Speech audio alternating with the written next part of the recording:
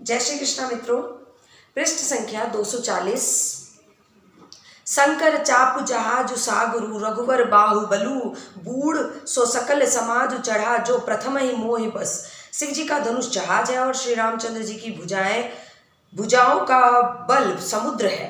धनुष टूटने से वह समाज डूब गया जो मोह बस पहले इस जहाज पर चढ़ा था, जिसका वर्णन ऊपर आया है। प्रभु तो चाप खंड मही डारे देख लोग सब भय सुखारे। कौशिक रूप पयो निधि पावन प्रेम बार्य अब गाहु सुहावन। प्रभु ने धनुष के 2 टुकड़े कर पृथ्वी पर डाल दिए।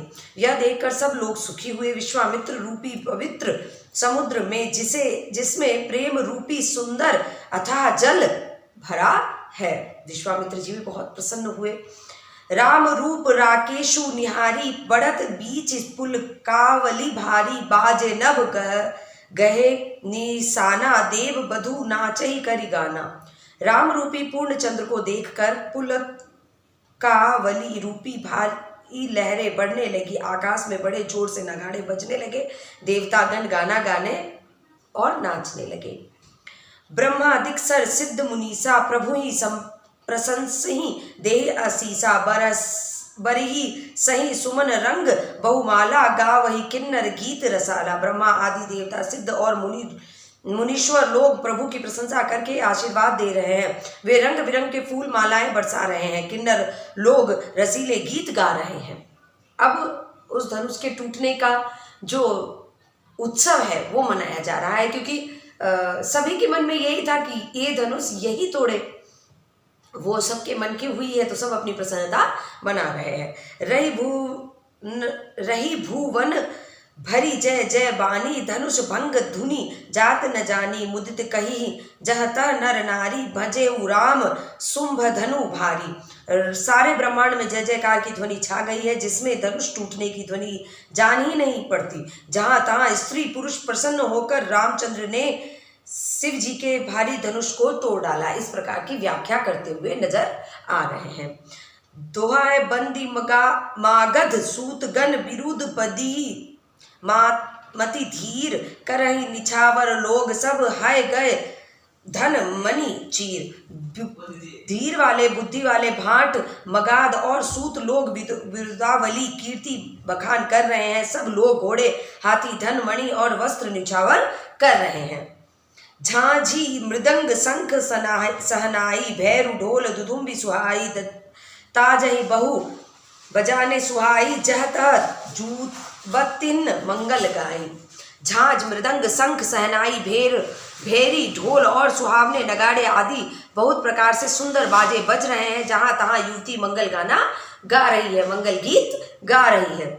सखई सहित हरसी अति रानी सुख धान परा जनु पानी। जनक लहेऊ सुखु सोचु बिहाई पेरत थके थाक जनु पाई। सखियां सहित सब रानी अत्यंत हर्षित हुई, मानो सूखते हुए धान पर पानी पड़ गया। जनक जी ने सोच त्याग कर सुख प्राप्त किया, मानो तैरते तैरते थके हुए पुरुष ने था पा लिया हो। जनक जी के मन में जो व्यथा थी, जो अथाह समुद्र में वो डूब रहे थे, क्योंकि कोई उन्हें आसपास नजर नहीं आ रहा था। तीनों लोगों के लोग राजा का रूप धारण कर इस सभा में उपस्थित थे, लेकिन किसी की भी हिम्मत नहीं थी कि उस धनुष को हिला भी सके। तो वो एक तरह से डूबने लगे थे। लेकिन जैसे ही ये शुभ समाचार उन्हें मिला और उन्होंने ये चीज देखा कि रामचंद्र ने धनुष को तोड़ डाला है, तो वो एक थका हुआ मनुष्य जो था पा जाता है, उस प्रकार से उन्होंने चैन की सांस ली और अब इस मौन को त्याग कर हर्ष मनाना आरंभ किया। श्रीहत भय भूप धनु टूटे जैसे दिवस दीप छवि छूटे। सिय सखिन बरनी के भांति जनु चातकी पाई जलू स्वाति। धनुष टूटने पर राजा लोग ऐसे श्रीहीन निस्तेज हो गए जैसे दीपक की शोभा जाती रहती है। सीता जी का सुख किसी प्रकार वर्णन नहीं किया जा सका। चातकी स्वाति का जल पा गई है। स्वाति नक्षत्र की जो बूंद होती है, जो बारिश की पहली बूंद होती है, वो चातक अपने जीवा पर लेकर एक प्रसन्नता का अनुभव करता है। वो पूर्व पहले वाले समय से लेकर इस समय तक वो उसी बूंद का इंतजार करता रहता है। तो जिस प्रकार सीता जी ने इस शुभ समाचार को देखा तो वो उसी चातकी के समान हो गई जो इस बूंद के लिए तरस रहा था, अर्थात श्री रामचंद्र जी की इस क्रिया के लिए तरस रही थी। राम ही लखन बिलोकत कैसे सिही चकोर किशोरकु जैसे संता सतानंद तब आयुष दिन्ना सीता गमन राम पही किन्ना। श्री राम जी को लक्ष्मण जी किस प्रकार देख रहे हैं, जैसे चंद्रमा को चकोर का बच्चा देखता रहता है।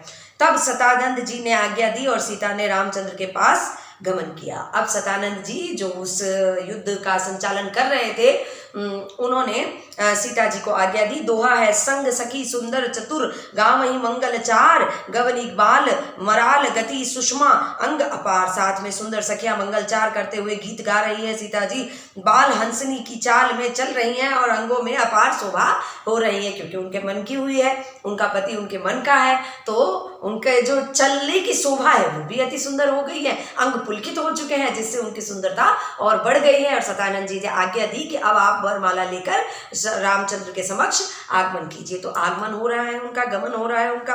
सखिन मध्य सही सोहित कैसे छवि गण मध्य महाछवि जैसे कर सरोज जय माल सुहाए विश्व विजय शोभा जय छाए।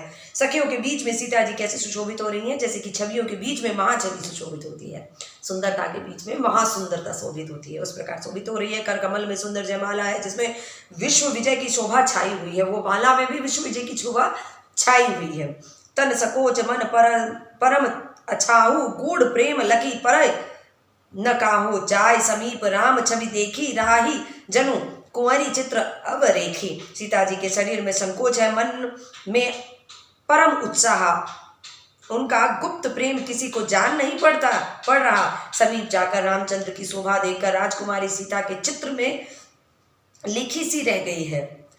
अब देखिए राजकुमारी जी के जो प्रेम है, जो गुप्त प्रेम है, वो किसी को जान नहीं पड़ा, लेकिन उनकी माया और उनका जो अंतर्द्वंद था इस बीच में केवल वही जान पाई थी। और जब वो उस चीज की प्राप्ति के बिल्कुल समीप पहुंच गई, श्री रामचंद्र जी के बिल्कुल समीप पहुंच गई, तो उनका जो उत्साह था, वो आंतरिक उत्साह था, वो बखान नहीं किया जा सकता।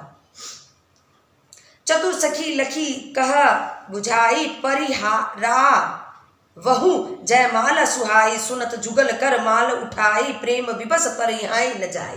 अब देखिए क्या होता है, चतुर सखी ने ये दशा देखकर समझा कर कहा सुहावनी जयमाला पहनाओ। यह सुनकर सीता जी ने दोनों हाथों से माला उठाई, पर प्रेम के विवश होने पर पहनाई नहीं जाती। अब वह उनकी स्थिति इस प्रकार बन गई है, पहले तो उनकी स्थिति उस दुख में इस प्रकार की थी कि प्रभु ये कर पाएंगे कि नहीं कर पाएंगे, द्वंद्व में इस प्रकार की थी कि ये कर पाएंगे नहीं कर पाएंगे, इस कारण उनका शरीर कंपित हो रहा था। और अब जब ये हर्ष उन्हें प्राप्त हुआ है कि उन्हें ये माला पहनानी है, तो उनके शरीर में इतना हर्ष बढ़ चुका है कि वह माला पहनाई नहीं जा रही है।